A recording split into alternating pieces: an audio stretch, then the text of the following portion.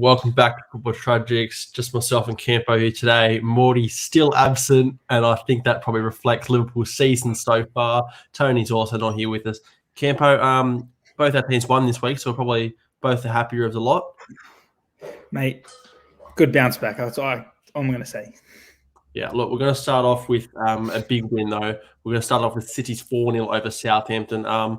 Pretty stock standard stuff. I think everybody expected this. I think the only shock was how long it took Haaland to actually score a goal. What was it, 60 minutes or something, Campo? It was the 61st minute, I believe. 65th minute. Yeah. So, look, as I said, routine stuff. I think nobody expected Southampton to get a result from this game, although they have caused City trouble in the past. I think the way City are playing right now, they're just way too strong. In a game like this, at home, they're not going to drop points, right? No, they were way too strong. They dominated possession. They created chance after chance. You got to feel for Southampton. They just got battered. Yeah, big time. I mean, they're already on the coach, Ralph, as much as it is, and I think this game was. I mean, it was never going to get any easier for them. So routine win for City. We can't speak too much. I mean, they're still a point behind Arsenal now, but again, they're on the tail, and they're winning games they expect to be winning, and comfortably. They've scored 33 goals in 9 matches, which is ridiculous. It's almost. I mean, it's over 3 a game. I mean, it's a joke. It's just they're walking the league. You just can tell Arsenal are going to slip up, and that pressure that City's going to put on them all season is going to be relentless. Yeah, well, Haaland's scoring for fun. Foden, he's finally he's been good season after season, but this season I think he's going to hit double digits in goals for sure. He might get 20 at this rate. Then you got João Cancelo, you got Kevin De Bruyne obviously still racking up assists, and even Mahrez getting on the score sheet. So impressive stuff from them. That's who I'm most impressed with. Cancelo, he was one of the league's best right backs. Yep. And he got changed to left back, and now he's the league's best left back. It doesn't make sense. It's incredible. Yeah, I mean, jack of all trades. He can play in centre mid if they really needed him to as well. So they're just stacked all over the park, and things aren't getting any easier for Southampton, that's for sure. But let's get into the team. I don't know. Do you like these guys? Do you hate them? I can't remember. Newcastle 5-1 over Brentford. I mean, talk about a team that's just on the up because they're scoring goals for fun at the minute as well. What are your thoughts on Newcastle's season so far? Very good. Very good. I don't hate Newcastle because they signed Trippier and they're signing of Bruno Guimaraes. They're just great signings and smart signings. They're players that play with a lot of heart, and you just got to respect it. And it showed. Bruno turned up this game and won him the game, bossed the midfield, had 2 great goals, and the likes of Almiron and Jacob Murphy are scoring. It's a good day. Yeah, well, not going to lie, I was thinking that, Brentford might be able to trouble Newcastle this game. I mean, I think Brentford's quite a decent team. They're not having the best season, but they're still a decent team. But no, I mean, Newcastle put them to the sword from start to finish, dominated them. It took an Ivan Toney penalty for their only goal of the game. But like you said, Bruno Guimaraes, what a signing he has been. One of the league's best since he signed, sorry. And like you mentioned, Miguel Almiron as well. Ever since Jack Grealish had a dig at him, he's been unbelievable. He has. 5-1. I think they win last week by 5 or 6 as well. So they're well and truly on the up. They're into 6th spot now. And again, they're scoring goals for fun as well. And they're on the 2-game win streak, unbeaten in 4. So upward for them. All right, let's get into a team that may as well just get relegated now, because if you're losing to Bournemouth, I mean, how your manager hasn't been sacked, what's more to say? They had a good result last week, and then Rodgers goes and puts out this performance. Talk to us about Leicester, Campo. Just underwhelming. That team should not be losing to the likes of Bournemouth. They're just very light in centre-back, I think. And also their goalkeeper is probably the worst in the league by a mile. So it doesn't help them that when they have any kind of shot on goal, it's going in. And they don't have the centre-backs to put any kind of pressure because they're terrible as well. Losing Fofana. Sionchu's not playing. I think he's injured. So they're 2 good players that are just not in the team. That's the heart of their centre-backs. They haven't replaced them. So they're always going to struggle, but I think they were trying to do a Liverpool season where they were just going to score more they concede. And if Maddison's not at the races, they're not scoring 4 goals a game. Yeah, absolutely. I think they realised the impact that it's had losing Peter Schmeichel. Not only was he their top keeper, probably one of the better in the league, he was also their club captain. So losing your captain just, I think, changes the whole dynamic of the club. Vardy's getting old, so he's not going to be able to be that leader either. And yeah, James Maddison, if he's not on, they're not scoring goals. I mean, 2-1 against a Bournemouth team who I think you should be beating any day of the week. Not to take anything away from Bournemouth, because they're actually on a team right now. They're killing it. They're into 9th spot, unbeaten in 5 or 6 since getting rid of their manager. So fair play to Bournemouth, but again, Leicester, it's only a matter of days now, I think, before Rodgers should be losing his job. I don't see him losing it. So you think the board trust him enough then to keep it? I just think since the new owner, which is his son, he doesn't love the club as much as his dad. And you can see that he doesn't back the team like the old owner used to. Doesn't put the amount of money in. I just think he's going to let Brendan Rodgers. If he goes down, I reckon he gets a sack. But I think it's his job to fix it. Yeah, well, we've been saying this is the most important run of Leicester's season. This should have been back-to-back wins, and then I mean, look, they're sitting on 7-8 points, then they're out of relegation zone at that point. But no, straight away loss after a good win and back to square one. So who knows if they can turn around next week? But again, fair play to Bournemouth because they're doing really well this season so far. All right, let's get to my boys before yours. Chelsea 3-0 over Wolves. Pretty comfortable game, I think. I think Graham Potter ball is starting to have a bit of effect, and the players are starting to play for him. When the lineup came out, I was a bit worried. Not seeing Sterling, not seeing Reece James, not seeing Aubameyang. But look, we absolutely suck it to them, and from the minute off, we dominated them. I'd say. What are the stats here? I mean, 58% possession, but we had 20 shots to their 8. What were your thoughts, Camp, on this game before I kind of speak a bit more? Stock standard. He's got Pulisic playing well. People that Chelsea don't want, like fans don't even want this man at the club. But if he's going to come on and cameos like that, Havertz is scoring now. But do you really think Potter's the reason why he won this game? Because I think he's beat Wolves regardless. I don't think this is a team that changes. The sacking of the manager doesn't change this result. Yeah, no, I do agree with you. I think that regardless of the manager, we do win, but I do enjoy seeing like the Potter ball start to come into effect. I think the players are playing his football. I think we would have won it in a different way had it have been Tuchel. Like, it's just nice to see, I suppose, refreshing, bit more attacking football. And I suppose the benefits from this game, like you said, we've got players like Pulisic scoring, who, I mean, there's some days I think, why is he here? He's not Chelsea standard. Mason Mount finally getting a couple of assists. He needs that to kind of kickstart his season. Havertz scoring, Conor Gallagher playing well. And then a big one for me is Armando Broja off the bench coming on, scoring his first Chelsea goal. I think that's, again, really important because if he's going to get given plenty of game time, then, I mean, goals are going to help get the confidence. But, yeah, like you said, Wolves they are pushovers at the minute. They should be doing better than they are. I mean, they started, a 34-year-old Diego Costa, who's completely lost his legs. So, yeah, it should have been a routine win for us, and it was. And it kind of pushes our season back in the right direction now, 3 in a row, and sitting in 4th spot. Wolves, however, just like Leicester, having poor seasons. So it's pretty funny to see that both Wolves and Leicester, who were the two teams kind of pushing to break into that top 6 mould, are now 2 teams fighting relegation. But let's get into your boys now. Tottenham, 1-0 win over Brighton on, I'd say, a pretty significant day for the club. I mean, mourning the loss of the fitness coach. What were your thoughts on this game?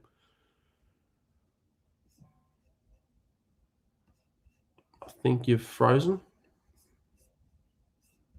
All right. Are you back?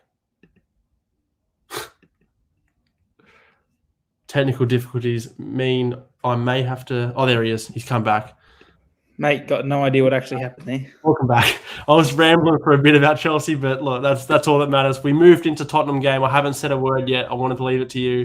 Talk to me about your boys. I said it was a big game, big day, mourning the loss of the fitness coach. Run us through it. Yeah, big day.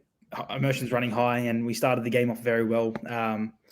We were battering them for the first 20 minutes. We got the opening goal, and then I don't know if it's just Conte's mentality, get the goal and, defend. Like, you've got the lead, why risk opening yourselves up for? But after we had the lead, we just let Brighton play their game. Didn't really look for a second. Had a few chances on the break, but we just defended. It was just a routine 1-0 win against a team who hasn't lost at home in 7 months. People will say we scraped through, but again, a team that hasn't lost there in 7 months, we got that win, and I think it's a very hard-earned 3 points.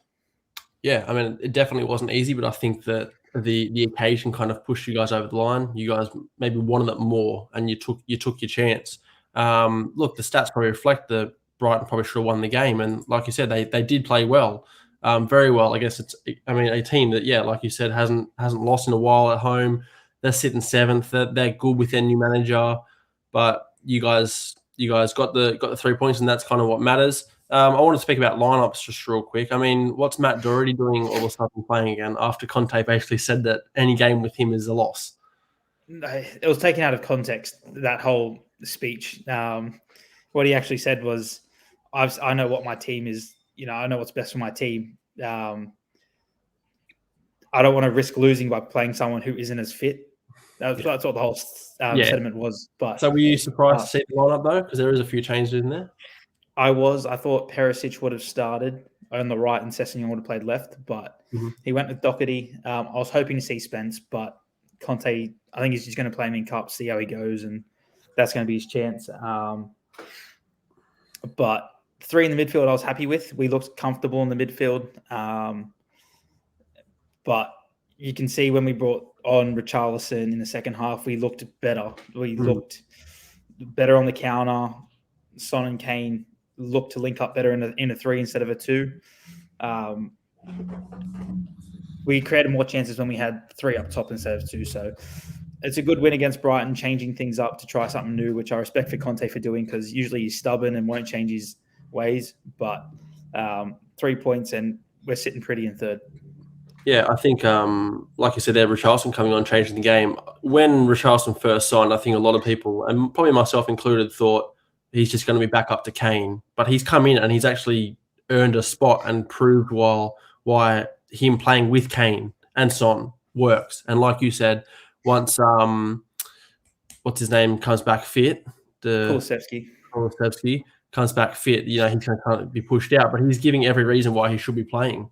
So fair play to Richarlison. He may not have scored the goals he probably wanted to by now, but he's offering a lot. He's creating a lot of chances. So Spurs, you got a good little thing going up top, that's for sure. All right, let's get into West Ham 3, Fulham 1. What were your thoughts on this game? West Ham getting their season back on track now? Yeah, I think they just took a while to get into gear. Also, they had a brand new striker who's pushed Antonio out of the starting 11 now. He's starting to find his form. He's starting to fire every game now. I think he's got 3 goals in 3 games now. But yeah, they're just looking a whole lot more compact, better on the counter, better in build-up play. They're just looking like a whole new team in the space of 4 weeks. And usually they struggle after a European fixture, but it looks like it's actually helping them, playing more regular footy, keeping the momentum going. So yeah, full credit to West Ham for this win against a good Fulham who have been taking it to everyone. Yeah, definitely. I mean, Fulham were the hot starters this game. It did take West Ham a little while to get going. I mean, Fulham went up 1-0 through Pereira, fantastic goal, but then he goes and gives a stupid penalty away, which Jarrod Bowen converts. And like you said, Scamacca up top has been really impressive, and he's basically dropped Antonio out of the team, a younger, fitter player. So fair play to West Ham. They're getting it back on track against a Fulham team that, they're sitting in 9th right now, but they have lost 2 in a row. And I don't think Mitrovic has scored. And I mean, he came off last week. He didn't score this week. He didn't play this week. So who knows? It does kind of prove that Fulham might need Mitrovic to do well for them to do well. But fair play to West Ham. They're getting their season back on track. Let's get into Crystal Palace 2, Leeds 1. I think massive win for Crystal Palace because they've had a rocky start to the season, unlike last, against a team that, again, similar points to them, Leeds. What are your thoughts on this game? That second goal for Palace, for me, was unbelievable and very underrated if you watch it from start to finish. It was a very tight affair. Both teams pushing for the win. quite an open game. But again, I think just the class of Eze, they missed him last season. He was out for a big chunk.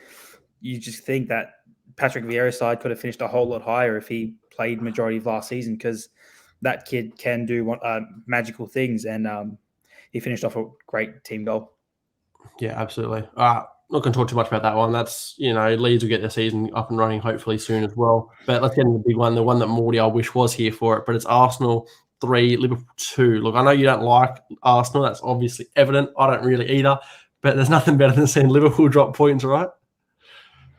Yeah, if they ever complain about a referee conspiracy again, they should all be shot, because they have been gifted so many times this season 3 points. And it was gifted here again. They got 3 points from an absolute gift. And fair play, they're top of the league. They're playing good football, but God, they've had some really lucky calls this season. Yeah, there's a few things to mention from this game. I think Liverpool were possibly denied a penalty. I think that handball well and truly could have been given, is given plenty of times. Was a soft penalty on Gabriel Jesus, but I think the way the game was going, I think Arsenal was always going to win. I just feel like the home crowd kind of pushed them along. And, I mean, going forward, they're just a little better than Liverpool right now. Darwin Núñez, though, did score. Good for him. But it was a tight affair. But I think given the context of the game, Arsenal probably deserved the 3 points, and probably more so just given how their season's going, kind of the momentum they have. But there are a few soft decisions and could have been different result given that way. The main thing for me is Trent. Just I don't know what's going on with him. Each week he cops it and he continues to get worse. He's not the same player going forward either. Maybe that's a confidence thing. He scored a fantastic free kick midweek, and then he backs it up with a horrible performance. So I don't know if they just have the squad to drop him or what it is, but he's having an absolute stinker. And I think as long as he's having a poor season, Van Dijk's having a similar season, not as bad, but having a pretty poor season as well, which I think is going under the radar. For as long as they continue to perform badly, Liverpool's going to continue to perform badly, because, like you said with Leicester, Liverpool just want to score more goals than the opposition, but they're not doing it at the minute because they're conceding too many. So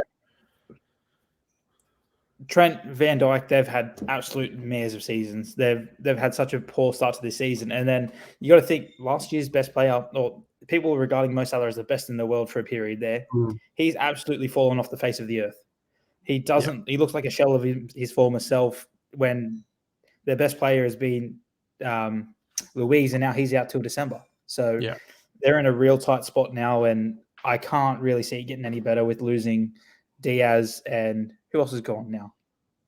Well, Henderson potentially, depending on what he said. And look, I don't think Henderson's that great, but they are bare in the midfield, that's for sure. They've got a 36-year-old James Milner, and then so it's almost like if they don't have Hendo, Fabinho's not having a great season. They're not as a whole, but they're relying on then youth players, Curtis Jones and Harvey Elliott, and they're not going to be able to play week in, week out. So it's not looking good for Liverpool, and something needs to change. They're going to have to hope that January the the owners want to spend big, because, like you said, Luis Diaz is their best player by far this season, and he's just copped an 8-week injury. Mo Salah is not playing to the standard he should be. He's been quiet, just like Aubameyang was when he got gifted a $400,000 contract at Arsenal. So just shows to show the money, once they get that big contract, they kind of fall off a bit. So it'd be interesting to see how Liverpool kick on from here, because look, they're sitting in 10th spot with 10 points. They're already 14 points behind Arsenal. That to me, that's not crazy, considering Arsenal I don't think they're going to win the league, but they're already 13 behind City, and that's the team that you can't afford to be 13 points behind. Or even better yet, they're already 5 points behind, 6 points behind Chelsea in fourth. So fourth spot's already looking pretty bad on their end. But let's get into another team now. United, Ronaldo scoring goal number 700 of his club career, getting the win over Everton. Talk to us about this one, Campo. Considering Everton started very well with an absolute worldie from Alex Iwobi, I don't think he'll ever hit another one sweeter than that. I think Idrissa Gueye, God, he was terrible for Everton. The amount of times he got caught on the ball, misplaced the pass, he was the reason they turned over the ball deep in their area, which played it through Anthony. Good finish from Anthony, 3-3 for him. Mm-hmm. But just Everton's midfield looked very stagnant. Just held it a bit too long. Just kept getting pickpocketed over and over again. And at the end, that's what hurt them. They kept getting caught on the ball and turning over possession in stupid areas. Look, like you said, I think Iwobi's goal was fantastic. He's not going to score a better one, and he's been decent for Everton. But to me, he's not a centre midfielder. That's for sure. He's a winger and not an amazing one at that. So that midfield there, I think Anana's been good to start the season, but Idrissa Gueye has not been good. Iwobi, I don't think again is gonna match up against the Bruno Fernandes, Eriksen, and Casemiro midfield. So the midfield got overrun. Everton were okay. United weren't amazing, I don't think either. But Martial coming off early after getting an assist, Ronaldo coming on, scoring, got number 700. It was always meant to be. I think it was going to happen. And for me, this is interesting now moving forward. Martial's going to be out injured, right? So Ronaldo's going to be given his time to shine. So will he crack on and score goals and then all of a sudden he's staying put? He might even just be pushed to the bench and Sancho plays on the wing again and Rashford goes up top. Because I feel sorry, like Sancho's had a pretty decent start to the season compared to last year. And he can't even get in his first team now. Because Ten Hag somehow revived Rashford and Martial. So it's going to be interesting. It's a good headache to have all these great players on the bench and who can take that position. So we'll wait and see. Yeah, but you can't drop Ronaldo, right, after scoring a goal. And he's got 60 minutes under his belt in that game now. And I think the whole thing with Ten Hag for him was he's not played enough minutes to get to be match fit. So he's getting match fit. He's now scored a goal. You can't really drop him, right, for the next game. Bring him on as a sub again, but he's not their best player anymore. That's the hard truth. You don't need to play him for 90 minutes. You can bring him on as a super sub, and he will still score goals when he's fresh and defenses are tiring. Yeah, I think. Look, United. They're in what are they, fifth now? They've had a couple horrible results. I mean, that big one against City was shocking, but they're thereabouts, and I think you can't complain too much. I think where they are is kind of where they would have liked to be before the season started, just kind of ticking around those top 4 spots. Everton, again, it's not a great result for them. They probably thought they could have got something from this game, but they're sitting in 12th. It's not all doom and gloom. I think they're doing better than expected at this point in the season, so it's all right for them. Let's move into the final game. We'll make it quick because, these technical difficulties. Nottingham Forest 1-1 with Villa. Oh, killing me. It's not the most exciting one, but how long until Stevie G gets the sack? Because, again, this is a result against a team that I think is winless in, Google says 5, but it could be way more than that. Probably is more than that. How long till Stevie G gets the sack? He has to be under a lot of pressure right now. It just shows you the levels between the Scottish Premier League and the Premier League. If you're coaching Rangers and Celtics, you have a lot of easy games, but the Premier League does not want easy game. And if you don't have the right tactics for every game, you will get found out and you will drop points often. And I think there was a lot with him, and I think he's just being grounded a fair. Who knows? Maybe the owners really like him, and he has a project in place, and they want to see it through. But I think he has to be under a lot of pressure right now. Yeah, it's one thing though to have a project in place. It's another thing to be able to execute it, I suppose. And if you don't do it, if you don't get rid or fix the issue before too late, your project ends up in the Championship again, and that's what Villa would definitely be trying to avoid because they've put in a couple hard years getting out of the Championship and cementing their spot back in the Premier League. Nottingham Forest, I do think now it's not looking good for them. They've conceded 22. They've only scored 7. They've signed too many players. Look, they did need a few because a lot of their players from last season were loans. But again, they've got a squad, but there's no harmony there. It's just a big squad. It's just like, hitting a nightclub and not knowing anybody there. It's just a big venue with a lot of empty space. So it's not looking good for them. I think they'll go down pretty much maybe, just after Christmas. They'll be as good as down. but they've rewarded Steve Cooper with the contract, so they've whatever they expect out of that. I don't know. Maybe they're happy, not happy to go down, but they're expected to go back down and just kind of cement themselves as a club to hopefully come back up.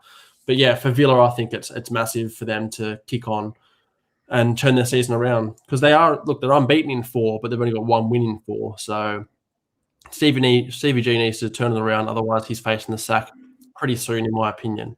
That's all we're going to have time for. Shorter one today. Hopefully, again, I say it every week, but hopefully we can get the other boys on next week. I want to hear from Morty after a few horrible results. I really want to hear from him. So, Campo, thanks for joining me, and we'll see you again next week.